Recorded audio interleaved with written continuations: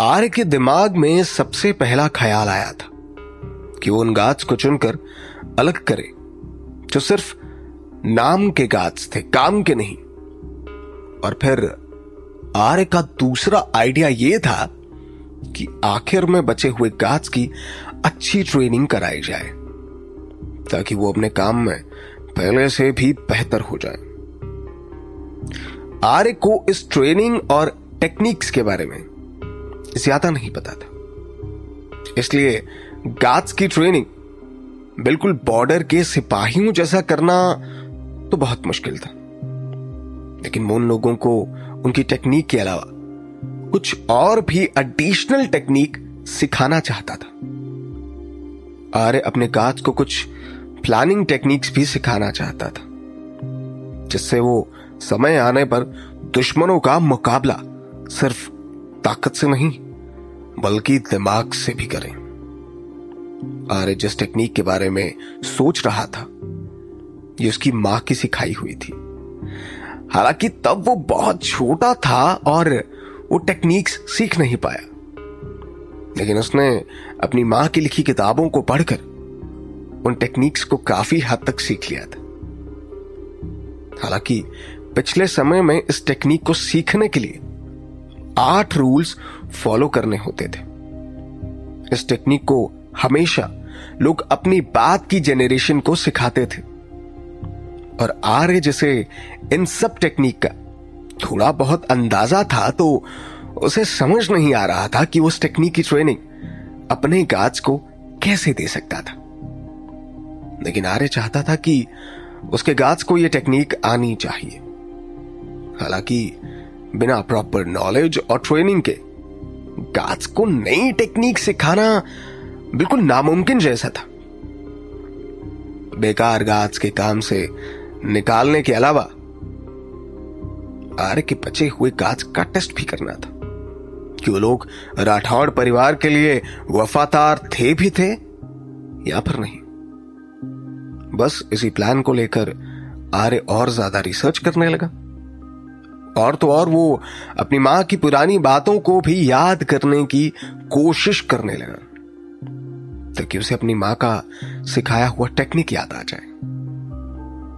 आर्य बहुत कोशिश करके ये इंफॉर्मेशन इकट्ठा करने की कोशिश कर रहा था, लेकिन बदकिस्मती से उसे वो याद नहीं आ रही थी और उसके हाथ कुछ खास इंफॉर्मेशन नहीं लगी थी, क्योंकि उसकी मां की मौत के बाद आर्य के पापा विजय राठौड़ ने लगभग उसकी मां की सारी किताबें जला दी थी। आर्य अपनी सोच में डूबा हुआ था कि तभी पीछे से एक नौकर भागते हुए आया और उसने कहा, मालिक, दूसरे मालिक वापस आ गए हैं। अपने चाचा के आने की बात सुनते ही आर्य अपनी जगह से उठा और विराट राठौड़ को ढूंढने लगा। आर्य ने अपने चाचा को देखते ही सवाल किया, चाचा जी, क्या आपने उन सिपाहियों से बात कर ली जो रुद्र रंधावा को जेल तक लेकर जाने वाले थे? विराट राठौड़ समझ गया था कि आर्य बिना रुके तुरंत ही उससे यह बात करना चाहता था, इसलिए वो भागा भागा आ रहा था। आर्य के आने की खबर मिलते ही विराट राठौड़ ने सारे नौकरों को वहां से बाहर भेज दिया और दरवाजा भी बंद कर लिया था। आर्य की बात सुनकर विराट राठौड़ ने भी अपना सिर हिलाते हुए कहा, हां तुम फिक्र मत करो, हमारे प्लान के हिसाब से सब कुछ चल रहा है। वो लोग जो रुद्र रंधावा के साथ जाने वाले हैं वो वीरेंद्र आहूजा के खास सिपाही हैं और मैंने गौरव को अपना प्लान बता दिया है। उनको इस बात के लिए मना लिया है और कहीं ना कहीं वो लोग भी यही चाहते हैं। हालांकि मुझे भी इस काम को करने में थोड़ी मेहनत लगी, लेकिन अब सब कुछ ठीक है। आर्य ने विराट से कंफर्म करते हुए पूछा, तो जब गवर्नर ने कहा है तो हमें कोई प्रॉब्लम नहीं होनी चाहिए, है ना? आर्य की फिक्र को देखते हुए विराट राठौड़ ने हंसकर उससे कहा, बेटा तुम निश्चित रहो, कोई प्रॉब्लम नहीं होगी। और क्या तुम भूल गए कि गवर्नर भी अभी हमारी तरफ है? अगर उसे पता लगता भी है कि हमने गौरव आहूजा के साथ मिलकर यह प्लान किया है, तो वो ऐसे बर्ताव करेगा जैसे उसे कुछ पता ही नहीं है। और जब रंधावा परिवार और अभिमन्यु चंदेल का एक साथ नुकसान होगा, तो उसके उस लॉस में हमारा सिर्फ फायदा ही नहीं है, बल्कि गवर्नर का भी फायदा है। ऐसा नहीं था कि आर्य को ये बातें समझ नहीं आ रही थी, लेकिन असल में आर्य के साथ पहले जो हुआ था और उसे जैसा एहसास हुआ था, उसके बाद वो किसी पर भी जल्दी भरोसा नहीं करना चाह रहा था। इसलिए वो इस मामले को और भी ज्यादा डिटेल में पूछना चाहता था। आर्य को अपने दुश्मनों से डर तो था ही, साथ ही साथ उसे अपने दोस्तों पर भी भरोसा नहीं था कि कब कौन किस वजह से उनके खिलाफ हो जाए। हां, यह सच था कि गवर्नर वीरेंद्र आहूजा इस वक्त राठौड़ परिवार का ही साथ दे रहे थे, लेकिन वो कब तक उनका साथ देने वाला था, यह बात भी किसी को नहीं पता थी। आर्य को इस बात का डर था कि कहीं आखिर में जाकर गवर्नर भी अपनी साइड ना बदल ले। आर्य अपने चाचा को कॉन्फिडेंस में रखना चाहता था, इसलिए उसने अपने मन की चिंता अपने चाचा को भी बताई थी। और उसकी बात सुनकर उसके चाचा ने उसे जवाब दिया, आर्य, तुम्हारा यह सब सोचना और सावधान रहना सही है, और ये बात मैं भी मानता हूं कि गवर्नर पर या उसके बेटे पर सीधा भरोसा करना हमारे लिए उल्टा भी पड़ सकता है। इसलिए मैं खुद उन सिपाहियों से जाकर मिला और उन्हें अपने साइड की स्टोरी बताने की कोशिश की है। लगभग सारे सिपाही हमारी बात मान गए। मैंने उन लोगों को सारा प्लान बता दिया है और कहा है कि हर हाल में वो लोग ये काम करें। अगर वो लोग अपना काम पूरा नहीं करते तो फिर हमारी तरफ से उनको भी कोई फायदा नहीं मिलेगा। जब आर्य को यकीन हो गया कि उसके चाचा ने पूरी प्लानिंग कर ली थी, तब उसने चैन की सांस ली और फिर थोड़ा निश्चिंत हो गया। तभी विराट राठौड़ आर्य के पास आया और उसने उसके कंधे पर हाथ फेरते हुए कहा, रंधावा परिवार ने हमारे साथ जो किया है और खासकर कि तुम्हें बदनाम करने की कोशिश की है, उसकी सजा तो मैं उन्हें देकर रहूंगा। तुम कभी मत सोचना कि मैं उन्हें इतने हल्के में जाने दूंगा। तुम बस देखो और इंतजार करो कि मैं क्या क्या करता हूं। और मैंने सुना है कि तुम सीनियर गार्ड विशेष चौहान के साथ हर रोज सुबह प्रैक्टिस करने जाते हो। तुम्हें अचानक से क्या हो गया और तुम्हें ऐसा क्यों लगता है कि तुम्हें प्रैक्टिस की जरूरत है? आर्य ने अपने चाचा को बताते हुए कहा, मुझे लगता है कि अभी मेरे शरीर में बहुत कम ताकत है और मैं अपने शरीर की ताकत को बढ़ाना चाहता हूं। इसलिए मैंने सोचा कि क्यों ना कुछ सेल्फ डिफेंस टेक्निक सीख लूं ताकि वो हमेशा मेरे काम आ सके।